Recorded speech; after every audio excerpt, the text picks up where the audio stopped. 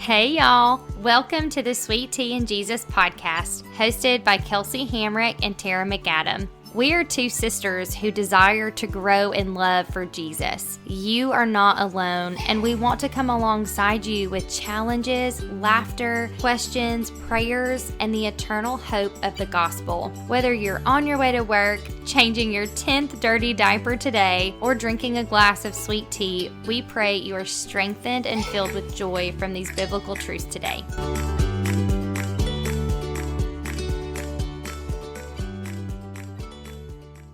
Welcome back to the Sweet Tea and Jesus podcast. Today we have a very special guest with us. We are going to talk about the topic of adoption with Miss Bethany. I'm so pumped to dive into today's topic with my very dear friend, Bethany Broderick. Ooh.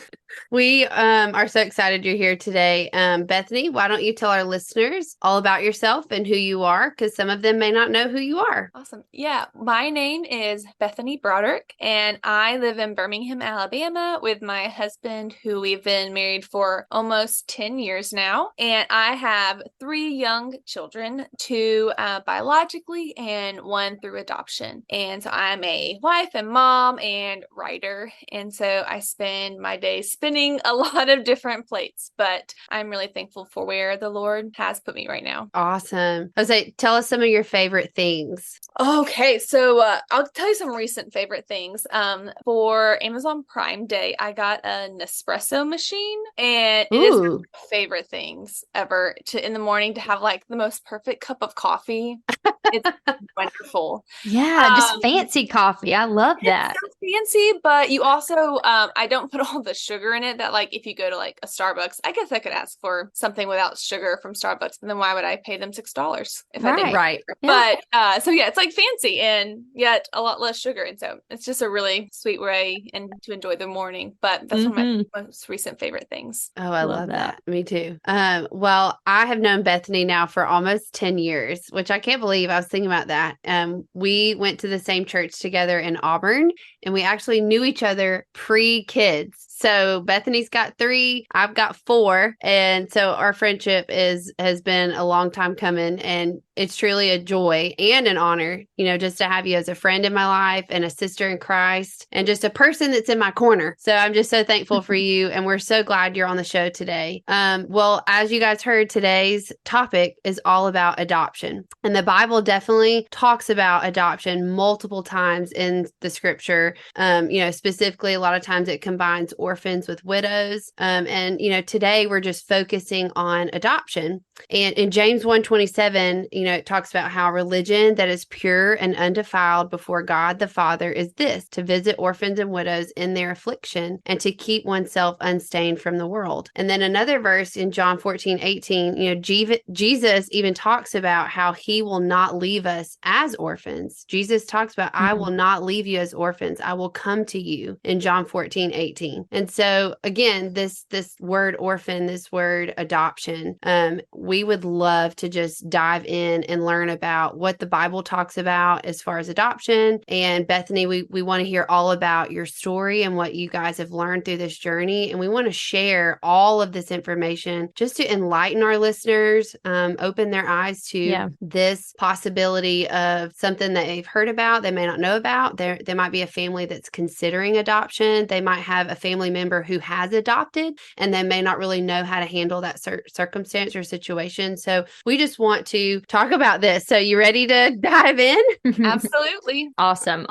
Okay, so our first question is going to be, what does the Bible teach us about adoption? Yeah, well, I think that when many people start thinking about adoption, they immediately want to skip to the New Testament, because just like, even the verses that Tara shared, and those are such good, rich verses where it talks a lot about how adoption is a picture of how God has adopted us into his family. And in fact, when we made t-shirts for an adoption fundraiser, we included a portion of Romans 8:14 on it, which says, "For you did not receive the spirit of slavery to fall back into fear, but you have received the spirit of adoptions as sons, by whom we cry, Abba, Father." So we have this beautiful reality of adoption as a picture of what God has done for us. But as we continue to walk through the adoption adoption journey, I began to see adoption in the greater picture of God's redemptive story. And I really began to look at why adoption is a reality in the first place. Because if you look at the beginning, when God created the first family in Genesis 2, he created Adam and Eve. He made them husband and wife and said he blessed their marriage and then told them to be fruitful and multiply. A family was God's primary way of cultivating the earth. Yet in Genesis 3, when sin enters the world, the family is broken. There is now strife between husband and wife, between siblings. In the following chapters, there is polygamy, there is murder, there is sexual immorality. The family unit is now broken because of sin. There was no need for adoption in Eden. It only became a reality after the fall, when vulnerable children are left with the consequences of a sinful, broken world. Oh, that's so good. Yeah.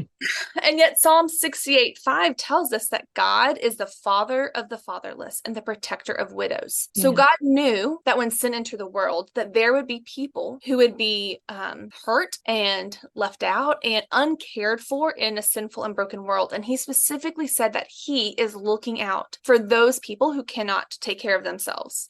And so he cares for those who suffer because of family brokenness, specifically the orphans and the widows, who in that time didn't have any way to care for themselves if they lost their parents, or for widows if they lost their husbands. And 42 times in the Old Testament, God addresses the fatherless and the widows. He commands his people to care for them, to protect them, to provide for them. He actually, I believe in Isaiah, he chastises the Israelites for doing all the right religious things and yet completely forgetting to take care of these vulnerable population. And so while the word adoption is not mentioned in the Old Testament, the idea of caring for broken families and vulnerable children is. And so that's why it's not surprising when we come to the New Testament. And I actually had the same verse written down, Tara, to share that James 1:27 says, religion that is pure and undefiled before God the Father is this, to visit orphans and widows in their afflictions and to keep oneself unstained from the world. So this didn't just come when Christ came and used that metaphor of orphan and adoption to talk about how he cares for us. God all along in the story of redemption has been caring for the vulnerable, has been taking care of these orphans. And so the reason I wanted to go back to the Old Testament and talk about how adoption and orphan care is a response to our brokenness is because as I've been in this process, sometimes the Christians want to glorify adoption. We want to say, oh, you're doing such a good thing, or, oh, wow, they are so lucky to have you. And while, yes, we are so thankful that God has allowed adoption to be a part of our story, we have to see adoption not just as this gift that God has given us, but he's given us this gift because there's brokenness, because there is trauma. And so our adoption story only happened because there's brokenness in this world. We're not the savior here. Only God is. He is the one redeeming these broken pieces. And we are just a family that God is using to step into another family's brokenness. And so it's a reality that we grieve that adoption even has to exist. And we look forward to the day when Christ returns and redeems all of creation, and adoption will be no more. There will be no need for adoption when Christ comes again. But until then, God has always called his people, both the Israelites all the way to James in the New Testament. God has always called his people to care for vulnerable children. And adoption is just one way that we can obey that call. Oh, man. I love that perspective, Bethany. That's awesome. Yeah. And even just talking about how even in Eden, there was no need for adoption in Eden, but it wasn't until the fall happened. And just to realize that all the, like you said, the consequences of sin in this fallen world. I thought it was a beautiful, beautiful description of what the Bible teaches us. Oh, man. Okay. So in talking about adoption, especially in today's culture and in church culture, you know, you hear the term fostering, you hear the term adoption. And so some of our listeners may not know, like, what's the difference between fostering and adoption? Is it the same thing? Is it different? And so would you kind of explain that? Yeah. And I want to mention up front that we don't have any personal experience with foster care. So what I share is just my perspective from talking with friends who have been a part of the foster care system. Also, I just want to mention that foster care is something that's unique to the US and other developed countries. Like, many countries don't have foster care and but rely on orphanages. So I just wanted to make that kind of clarification. But children in the US that enter enter foster care system, that usually happens when the state takes custody due to some sort of family brokenness. There's a whole host of reasons why that might be. Sometimes it might be because the parents have both passed away, but usually there's some other issue that causes the government to take custody. The goal of fostering usually is that the child would be removed from that family for a short time until the family can make some adjustments. So they go to live with a foster family but the goal is family reunification. So the system's goal is to equip that family to bring the child back and be reunified. Sometimes when reunification is not possible, children are adopted out of the foster care system. Now, adoption occurs when first family have either passed away or have terminated their rights, and the adoptive family takes legal custody of the child. And I want to say up front that our story is one of domestic adoption. There are a lot of key differences, not just between domestic and international, but international from country to country. Every country has their own laws. Every country has their own processes. And so if you are a friend of a family who is adopting internationally, know that their story might be different. And so you can ask them, like, what does the process look like for you? And even from state to state, some things can change. But I do want to make some clarifications on some pretty commonly used terms that I think a lot of Christians don't realize the ramifications for. So when we talk about, well, first I'll say, when we talk about our daughter's first family or birth family, they're not her real parents. They're her birth parents. We are her adoptive parents, and they are her birth parents. We are both her real parents. We both loved her enough to want what was best for her. So we always talk with honor about her birth family. And when we talk about the choices that her birth family made, we don't say they gave her up for adoption. They didn't give anybody up. They very intentionally made an adoption plan that was an intentional choice, not just something that happened, or they made it out of bravery and out of love for their daughter. And if a birth mom she doesn't keep a baby, she may parent her child. That's a key difference. This isn't just a commodity that's either given up or kept. Their choices could be they made an adoption plan or they chose to parent their child. And then I also love that. I've never thought about just changing those terms, and like even like you said, the ramifications of even using some of those terms, just not even looking at it from that vantage point. That's really, really insightful. Yeah, I love that, because I can't imagine just how impactful that's going to be as she grows to not feel like, oh, I was given up for some reason or I did something wrong, but wow, they loved me enough to do this. That's a huge, huge difference in how she will be able to view it as well. I love that. Yeah. And then one more term I want to introduce is something that I had no clue about till I entered this world, is that the adoption really is a triad. There is the first family or birth family, there is the adoptive family, and there's also the child. So there's 3 points of this triangle, and all three experience some sort of trauma or brokenness that brings them to the point of adoption. And all three are affected by adoption, and all three need care throughout the process. And so again, there's just more research and understanding about how much trauma is a part of this, how much brokenness is a part of this really, really beautiful gift that God has given us. But this gift only comes after that brokenness. And so whenever we talk about adoption, we want to make sure that we do honor all three parts of that adoption triad and care for all three parts, because sometimes the church doesn't always see all three as equal in dignity and as equal as care. And just, we have to be really careful how we think about all those people who are involved and making sure we treat them with dignity. And even today, like as I share our story, I'm going to try to be really careful about sharing just our little corner of the triangle, because our first family story, that's theirs to share. And our daughter's story, that's hers to share. I can share our parts of it, but one day she can have the choice how much she wants to share about her journey of adoption. I love that. So when did you and Joseph start talking about adoption? Was it before you were married, after you were married? Yeah. So I had grown up in a church that had always been really active in orphan care and adoption. In fact, I had several people in my class at my school in this small Alabama town that were adopted from Ukraine. And Wow. my husband moved to the same city. Like, he was around those kids too. And then our two churches after that were also very involved in international adoption. The church that we attended when we were dating and engaged, the pastor had two adoptive children and really encouraged people in the congregation to adopt. The church in Auburn where we were at with the McAdams, we even helped fundraise for our college pastor to bring home their second daughter through adoption.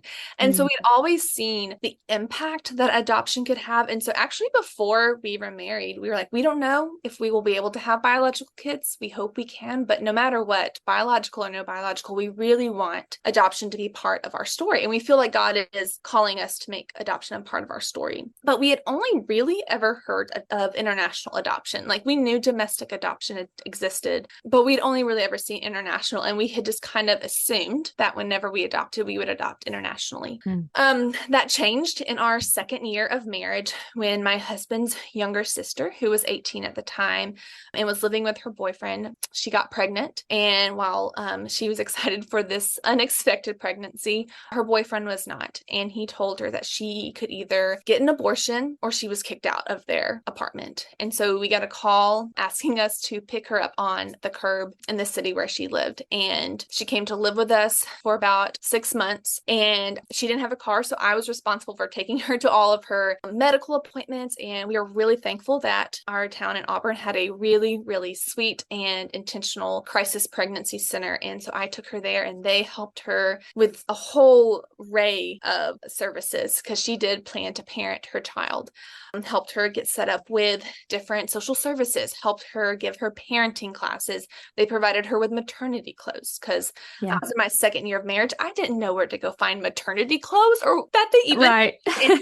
But as I took her to these classes, I started meeting other moms, other women who had had unexpected pregnancies and could see what courage it took for them to choose life for their child and what a hard journey many of them are facing. And I began to see why so many of these women often felt like their only choice was abortion. And to see how centers like that one in Auburn were showing them that there is other ways that we can help you and we can provide you that support. And so it was through that my husband and I were like, if we ever get to choose to adopt, we want to adopt domestically to help one of these women who is making such a hard choice to choose life for her baby when there are so many things working against her. And even in the case of my husband's sister saying, you will lose everything if you choose to not abort your baby. We just wanted to be, we know we just are one family, but we could be a part of helping maybe one mom choose life for her child. And so that started the process, and we ended up having 2 children biologically before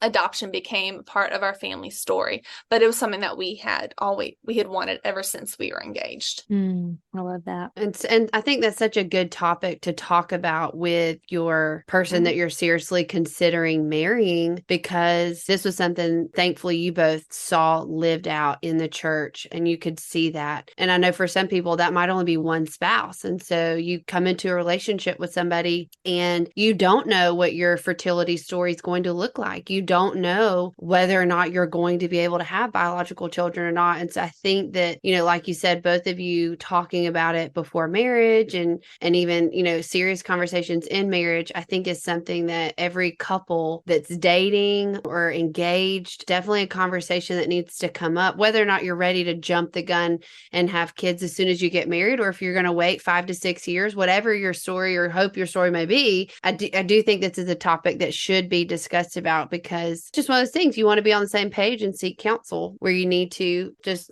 kind of have all that done before. I do want to add into even you talking about the pregnancy crisis center. I think that there are pregnancy resource centers and crisis centers everywhere. I volunteer at one, and I didn't know much about it until I started volunteering, but they really do offer so much help. They do the free ultrasounds and they do the parenting classes to help just love on these moms and pray over them and prepare them, give them clothes, diapers, all of these things. So I definitely encourage anyone listening to get familiar with those centers that are nearby to see if there's any way that you can help, even donating time or things that they may need, or to be able to be prepared if there's someone that you come across that is struggling, to be able to go, like, I know a place that can really help you. Because I think till someone just called me out of the blue and said, hey, will you work here? I didn't know the extent extent of all they really do for these women. So I'm glad you mentioned that.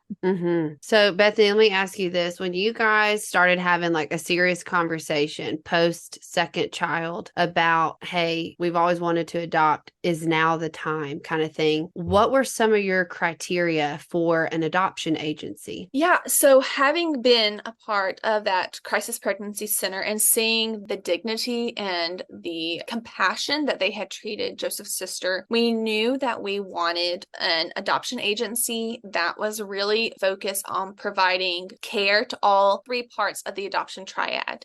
And so we went with Lifeline Children's Services here in Birmingham, Alabama, though they are licensed in many states across the United States, and also they do international adoption and foster care classes. And what we loved about them is that they saw domestic adoption specifically as discipleship. They actually call it their birth mother ministry. They don't even see it in terms of centering around the adoptive family. They center the ministry around the first family. And so when they work with a mom, their default is not that she's going to make an adoption plan. In fact, 60% of the birth mothers that they work with choose to parent. And it is their joy. Yeah, that's awesome. Wow. And it's their joy to help prepare them. They have a women's home that they can go to if housing insecurity is a reason that they might not choose to parent. They provide different sorts of classes, help connect them to other pregnancy centers. And we loved that this wasn't just some middleman making a buck on parents who wanted to adopt. No, they really wanted to care for the first families. They wanted to care for the adoptee, and they wanted to care for us too. It wasn't like we were chopped liver. They wanted to care for us too. And they saw it as over and over again. We were told this is discipleship, that the people at Lifeline were discipling us, that they were able to disciple these first families, and sometimes even adoptive families were able to have really great relationships with those first families. And I just wanted to point out there, if anyone out there is thinking about adoption, not every agency does that. There are a lot of agencies that, even if they are Christian, their focus is on the adoptive family, because unfortunately there are families that they don't know the ethical implications and they just really want a child. And sometimes agencies can take advantage of that, and they can really do a disservice not only to the first family, but also to the child and even to the adoptive family. And so it's really important to look at how if you choose to pursue adoption, like what that agency is doing and how they are caring for all three parts. But specifically, we also wanted one that would provide support for us, because we knew, thankfully, through some of the friends that we had who had adopted, that this would be a really tough journey. And so they provided us biblical and practical training, like even just to get our home study completed, we had to attend a conference where we learned about trauma-informed therapy, and because we were adopting domestically, about prenatal trauma and transracial adoption and all these host of issues. And even now we have even though we're a year past our adoption date, like we still have someone who checks in on us to ask to see if we have any questions, and they provide lifelong counseling for our adoptive daughter, like if she ever needs to talk to someone. And that is incredible. That's incredible.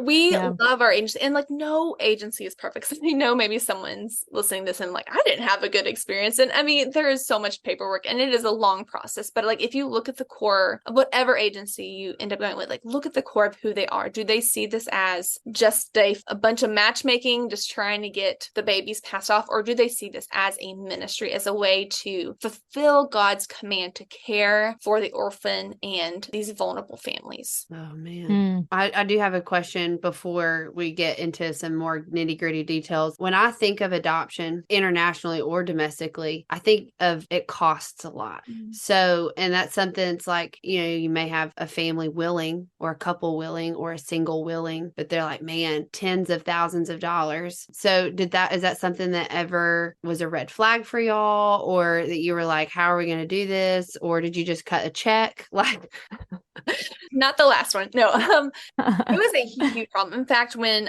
we started looking at adoption, actually in between our first and second biological child, we started the process. And finances were the biggest question we had because we knew what the price tag was. And we knew that we would have years to raise this or save this. But when we got matched, which we can talk about that process in a second, we knew that the money would be due, that we would be sent a bill. And it was a great fear of ours that we would be matched with this beautiful baby and then not know how to pay the bills. Right. And it was something we prayed through and struggled through and sought counsel. And at the time I was studying the book of Joshua and I was just struggling with, Lord, like, I just need to know that you are going to provide for our adoption process before we move forward. And I got to the part of Joshua where they are about to enter the promised land. And this group of Israelites who had heard, they hadn't seen it, but they had heard about their parents who God had split the Red Sea for them so that God can make a way. And so they get to the Jordan and they know what God can do. But instead of splitting the river, instead of stopping the river first, for this generation, he asked them to step into the rushing river before he stopped it. That they had to act in faith. And so whereas in the Moses and the Red Sea, he raised his staff and the water split, the water did not stop until the priests put their foot into that gushing river.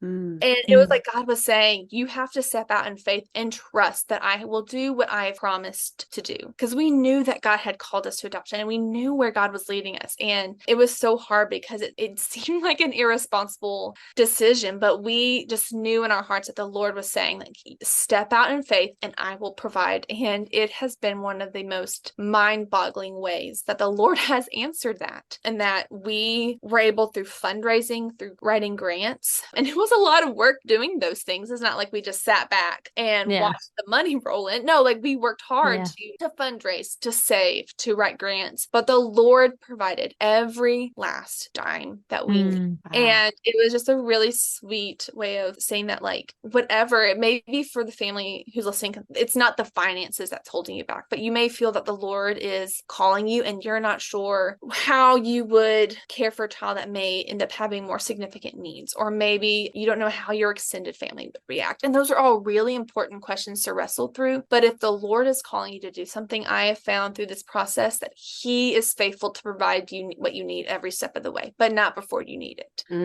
That's good. I love that. Okay, so Bethany, will you share your adoption story with us? Yeah. So in 2019, in between the birth of our two biological children, when our oldest daughter was about a year old, we started the adoption process. And we went through the home study process, and it was very, very long and it was probably one of the most difficult parts of the process, was how long that took, and all the fits and starts and paperwork and all the different meetings. The next day, we finally get through it all. And the next day we were ready to start showing our profile book to go active. And we found out I was pregnant. So we had to put it on hold, which was kind of a surprise, a joyful surprise, but a surprise. Anyway, so after our second born was a year old, we restarted the process and updated our home study. So the adoption process looks like, no matter where you adopt, domestically, internationally, you're going to have to do a home study with a social worker. For domestic adoption, after your home study is complete, it's different depending on the agency, but most agencies will have you put together what's called a profile book, which basically is just a book with pictures and information about your family for birth mothers to choose from. And so we finished our home study, finished our profile book, and then had to say what sort of situation we were looking for, like how open we wanted to be with the adoption, what sort of special needs we were open to having in our family. Once we did all that, we were called active. And then there was more waiting and waiting. We would go some weeks where we would get 4 info summaries in a row. And an info summary would basically be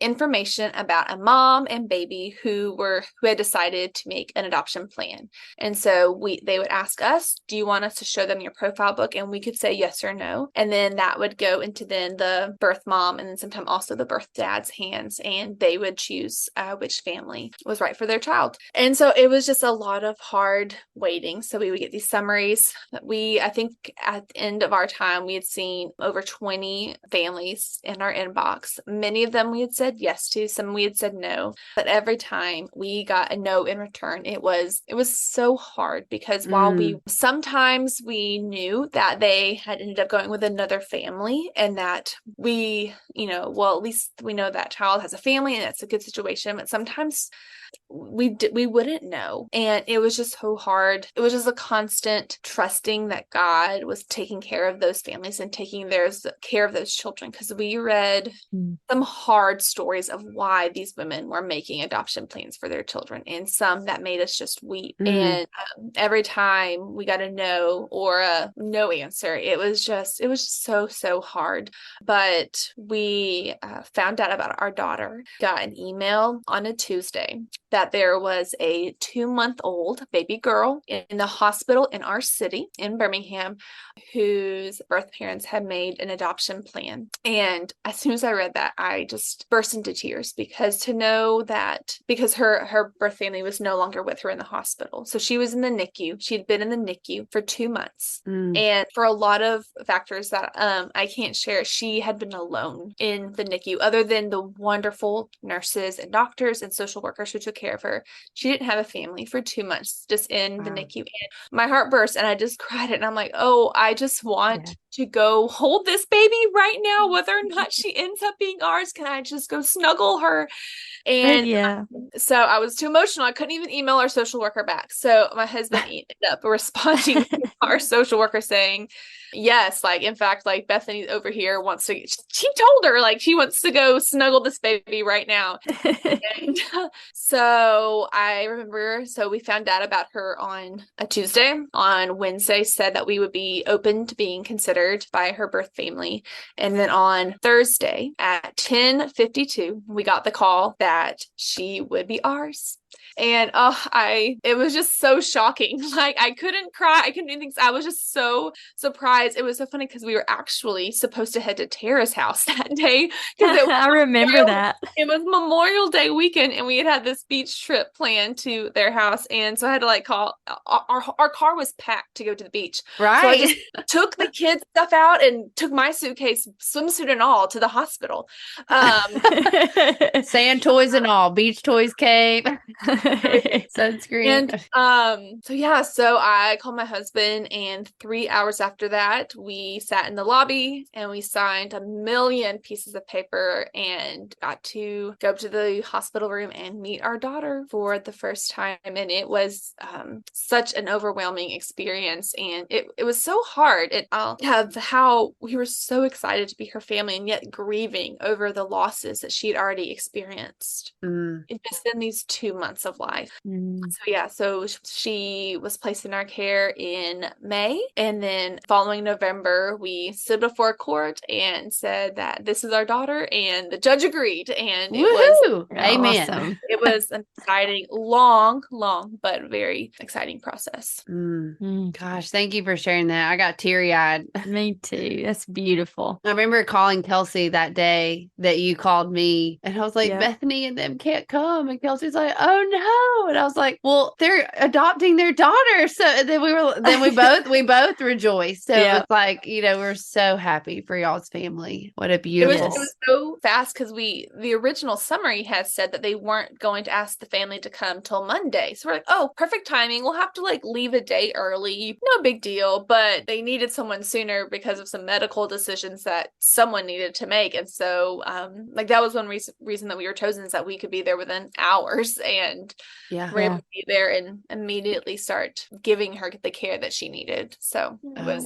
very, very fast. Most adoptions domestically are not quite that fast, but sometimes they are. That's right. God made the way. He knew that baby was going to be y'all's baby. So, within sharing that, obviously, that's a lot mentally, emotionally, I'm sure physically, and even spiritually. So would you mind sharing just some of the ups and downs that you personally, were faced with, you and Joseph were faced with, and then even post getting your daughter, things that you learned along the way? Man, there are a lot of them. I think that one of the most common themes across the downs of the ups and downs is just the amount of waiting and unpredictability about the adoption process. I know that when we were starting out, we would meet with couples and we were like, what is this like? What is this like? What is this like? And they kept saying, we can tell you what it was like for us, but it's probably going to be different for you. And that's true. And it's hard. And for my personality is one that likes control and likes to know things how are going to go. And Preach. That's me. We're the same. and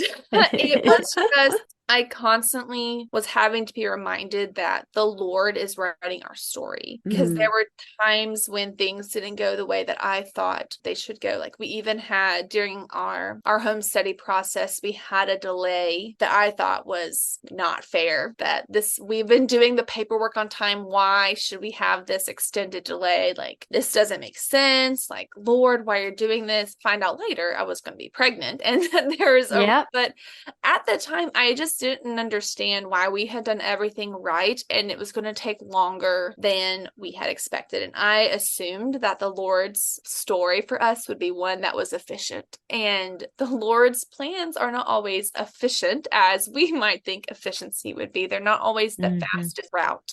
But that journey definitely prepared us to be the parents of our sweet daughter. And we had to trust that he was sovereign over the way our family was going to be formed, that if we received a no, it was not because of some mistake, because sometimes we would get a no and like, oh, if I had said this differently, or if we'd done this different in our profile book, would they have chosen us? And right. I just kept having to remind myself that if they said no, then that was not God's will for our family. That was not God's will for that family. So why would I want something that's not God's will for us? And so we had to trust that not only that God was sovereign and all powerful, but that God was good to us and that he was for our good and for our family. And so we had to, this is kind of how I always see it, like as a writer, I think like this, like I had to learn to set down my pen and just let him write my story instead of me spending all that mental and emotional energy figuring out like, well, this needs to happen in this and this timing, and this is when it's going to happen, and just trust that he's going to write it with every up and down and wait and unexpected no, just like trusting that he was going to use it all to weave together a story. And he did. And he still is. Love that. Love that. That's so good. And I feel like you've kind of answered this a little, but I'm going to ask you it more straightforward anyways. What do you feel like adoption has taught you about the Lord? So actually that was my answer for that question.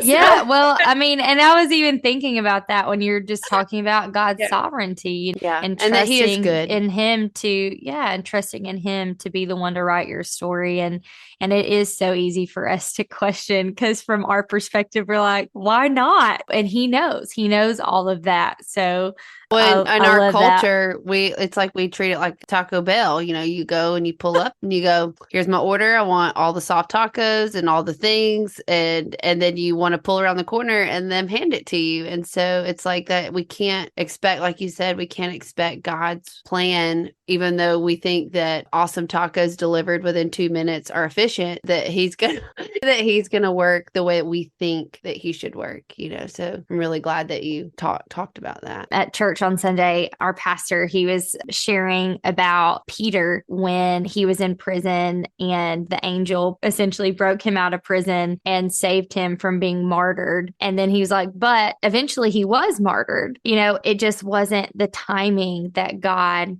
had for him. And I just started thinking about like all of these things that we go through that we want it to end up a certain way, whether that be again with him being set free or with him being martyred. It's like trusting in how God is going to use that to bring glory. I think that's just beautiful. It's beautiful to see him work even in ways that aren't always joyful. They can be painful. Yeah. I love that story of Peter, because when the church was praying for that to happen, he like someone I can't remember now, but someone had just been martyred. Yeah. James. Okay. James. And if I was that person, like, why not also Peter? Why would he not also keep the other one from martyr? And sometimes during the adoption process, it was really easy for me to compare. I would look at other families who had started the process when we did and be like, well, why did they get their baby already? Right. Or why does their journey seem to be easier than mine? And it was really easy to compare, like, God, why aren't you answering my prayer like you answered for them? And I, again, like had to go back to not only is God good and sovereign, but God is good for me. God is good to to me and he cared about our family and our story. And that's something I clung to when I didn't understand why. It's just that, and I can look back now and see some ways that things worked out and worked together, but there are other parts of our daughter's story that I don't understand. And I don't know why God allowed it to happen that way, which seems so hard and so painful. But I also have seen him work enough to know that if he has been faithful in these other areas, I trust that whatever he's doing in this area, that he is also being faithful, even though it doesn't seem to me right now like the best thing. And yeah. That's such a good way to look at it. Such a good perspective. And what do you feel like are some other lessons that you have learned along the way? Yeah, and more specific, thinking of, you've got 2 biological children. Yeah. You've got a 3rd child that, you guys have now, welcomed into your family. So talk to us about, some dynamics that have happened and lessons you've learned, social situations, family situations, church situations. Yeah, so much I have learned. And I think the biggest thing that I have learned in this is that I'm always going to be learning. Like, even at the beginning, I mentioned some of those terms. I didn't know that at the beginning. Like, it's something I had to learn. And I think there's a humility of that, to admitting sometimes I'm wrong. Sometimes I'm just not informed. I can't remember who said it, but there's a quote that says something like, when you know better, do better. Like, we don't know, we don't always know how to respond. But once you do know, once you now know that the best language you can use it. Once you know, how to respond to certain things in adoption, you can. And so I think that I've definitely had to take the position of a humble learner, specifically. And so our situation is that our daughter is biracial. And so we have this added transracial element to our family dynamics now. And we have a lot of learning to do, because our family is white and she is biracial, and we want to make sure that we steward that part of her identity well. And that, just like I said, we honor her first family, we honor her first family's heritage and what they passed on to her. And that has been definitely a place where I have had to learn and to seek out voices that can help me best care for her in that way, because I don't naturally know how. And it's okay to say, I don't know, I'm going to learn this.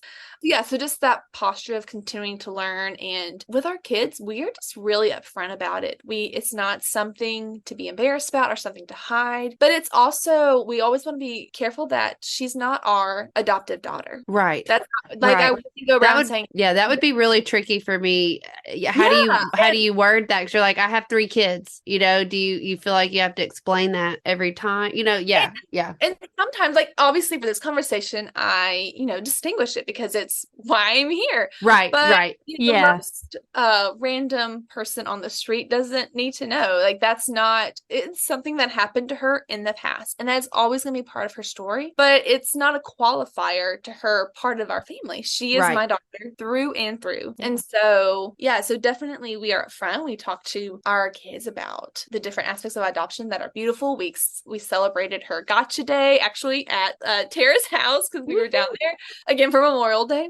And like, I got to have a conversation at the cashier in Publix about why we adopted. It was fun. And so we don't shy away from the conversations, but we do know that it's just a part of her. It's not all of her. She's not defined by her adoption. She's not defined, like, her race is part of her, but it's not the only part of her that is beautiful and wonderful. And then I think another thing that I've learned is holding both grief and joy. And I think that's really important, whether you are an adoptive family or you are supporting an adoptive family. There's, as I mentioned before, there's a lot of inherent trauma involved in adoption. And even though our daughter was 2 months old, she experienced stress in utero. There is scientific studies showing that babies experience stress and can be traumatized even in utero. And then she experienced stress in the NICU with different medical issues and the fact that she didn't have a consistent caregiver. And so we grieve these parts of her story, and while at the same time rejoicing that God used those to bring her into our family. I think that oftentimes we believe as Christians that when James calls us to count it all joy when we face trials, that means that we have to be all happy-go-lucky and pretend that the trials aren't there.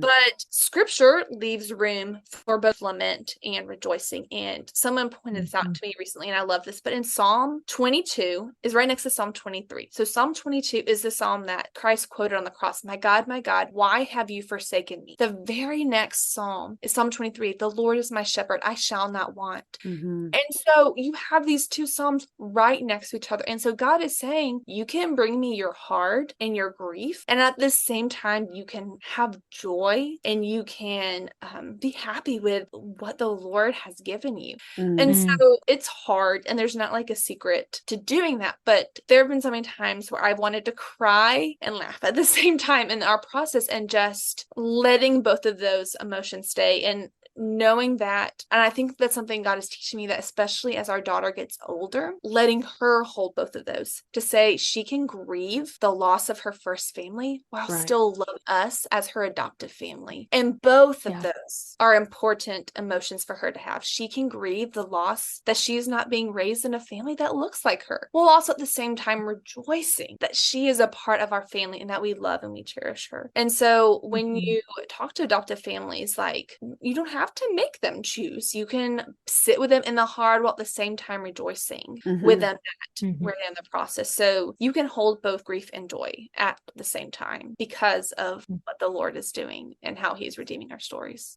Thank you for sharing that. Yeah, that's so good. I'm so glad you talked about your criteria for an adoption agency, because I remember when Tara had shared that with me about why you guys chose who you chose. And I just thought, wow, what a beautiful picture of family. Even like you said, the triad, you are all her family. And I do believe that in my mind, so many times that you've ever, if you've seen a adoption on a movie or you've heard it talked about, so many times it is just this, like, it's all about the family that's getting the baby. The birth mothers do get kind of this negative look. And so I feel like being able to just kind of shine a light on how much love that they need and how difficult that must be to give up your child, and to really, for us, especially as Christians, to have compassion on them and to really have a heart of, we want, the birth parent and child to be together if that is the best thing for that child, if possible. And I think that's so awesome that you shared that, because I do think anyone out there that is considering adoption, that is something that we should pay attention to and we should look at when going through any kind of agency, instead of going, well, this one might be cheaper, but really going, okay,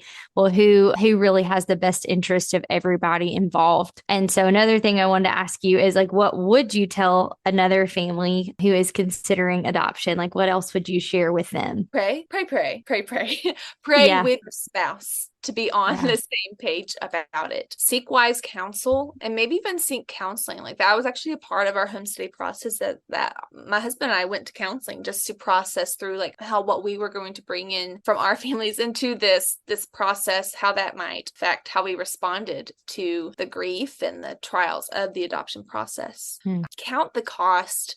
This is not something to jump in lightly. There is a financial cost. There's a time cost. A lot of children who are brought into a family by adoption do come with trauma, do come with extra needs, and there's a cost. And for our daughter, it's been time to drive her to specialists and to therapists, and for others that might be an even more financial burden. And count the cost of your extended family and what that might look like. And not that again, like, none of these things would be like, oh, if it's expensive, you shouldn't do it. Oh, if it's going to take a lot of time, you shouldn't do it. But really count the cost of, is God calling your specific family and equipping your specific family to do these things? Like I mentioned, like, we were nervous about the finances, and the Lord provided, but we counted the cost. We did the math and we knew what it was going to cost us. And so just really think through that, and then start listening to the perspective of adoptees. This is something I wish I'd done earlier in the process, but especially now, there are a lot of resources out there of kids who've been adopted, and just listening to how they are processing their adoption stories now that they're adults. You have to be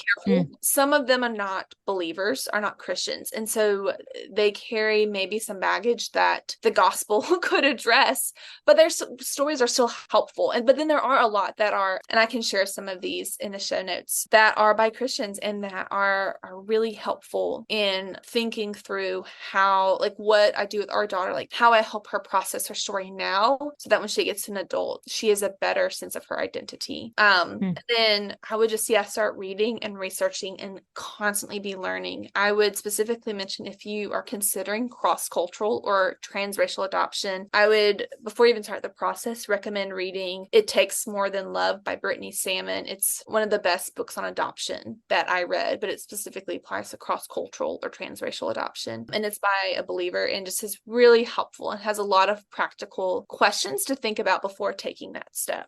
Oh, that's good. So Bethany, you might have hit on this, but I'm just going to ask directly, is adoption for everyone? I would have to say no. Not every family is called to adopt, but I do believe that every Christian family is called to orphan care in some way. I mean, going back to that verse that we've quoted several times, James 1:27 says, religion that is pure and undefiled before God the Father is this, to visit orphans and widows in their affliction. Every Christian can serve vulnerable families in some way. And just like not everyone is called to be an overseas missionary, we can all support missions by praying, by giving, by going on short-term trips. Like, we understand that you don't have to be on the field to be involved. And so in the same way, you can pray for the adoptive and foster families in your church. You can ask them, what can I do to help? Or even better, just show up and clean their house. Right.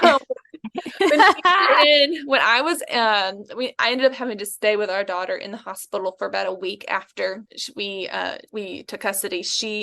It was a long week and I was in the hospital with her 24/7. And the day before I came home, my sweet mentor at my church said, I know that your husband's been doing a great job keeping the house under control, but I'm sure he probably didn't clean the bathroom to your liking. So I'm on my way to your house right now to clean your house, especially your bathrooms. I'm like, I'm so embarrassed that you're cleaning my bathrooms, but thank you. And we had families bring us meals, people who brought our kids toys to help them transition, who brought us, it was our first time doing bottle feeding, so who brought us bottles because I had none that our daughter needed. And so support your adoptive foster families, support birth families, first families. Like Kelsey mentioned, find the local crisis pregnancy center and see what needs they have. They always need diapers, always need diapers. Just drop off a box, or even more, like, be part of a mentor to mentor these women who are choosing to parent or choosing to make an adoption plan.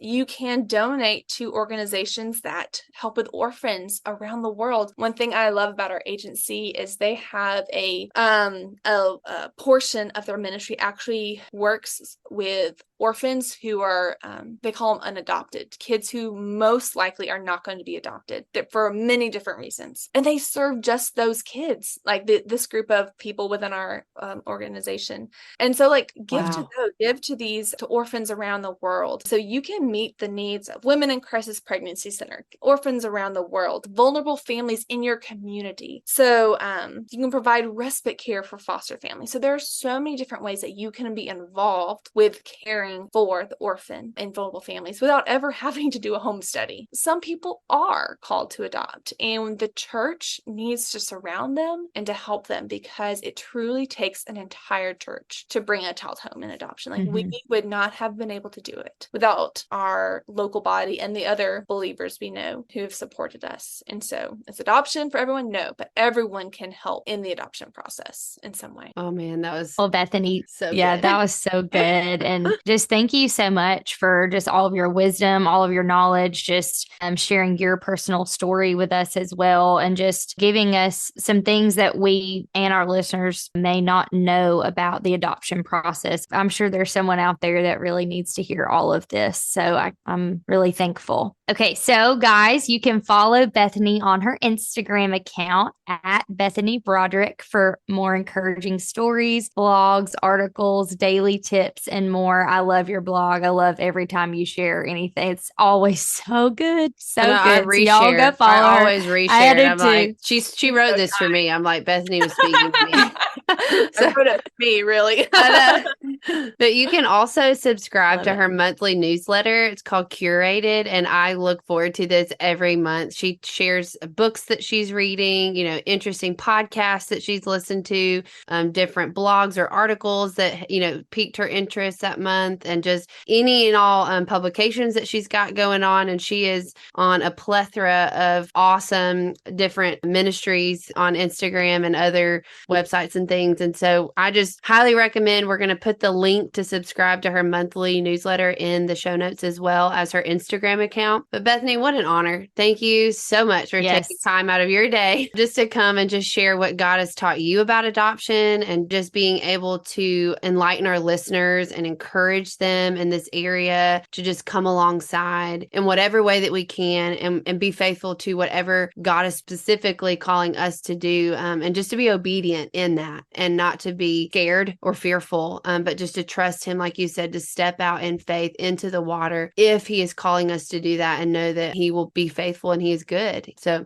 but before we leave, we just want to say thank you. So yes, thank you. And Bethany, do you mind saying a prayer to close us out today? Absolutely. Father, I praise you that you are the father to the fatherless. I praise you that you have adopted us into your family on no merit of our own, and that you care for us and that you protect us. But Father, you also care for the vulnerable families and children in our communities and world today, and that you hear their cries, you see them, and you have made a way to care for their needs, and that is your body. You have called and you have equipped your body to care for these children. And so, Father, I pray that to the listeners, that you would reveal to them how they can be obedient to your call to visit the orphans and the widows in their affliction. Father, I pray that you would give them the courage to step out in faith, however you are calling them, whether it's adoption or some other ministry. And I pray, Father, that wherever they are in their journey, that they would trust that you are good, that you are faithful, that you are sovereign, and that above all, that you are their good, good Father. In Jesus' name I pray. Amen. Amen. Thank you, Bethany. Yes, thank you.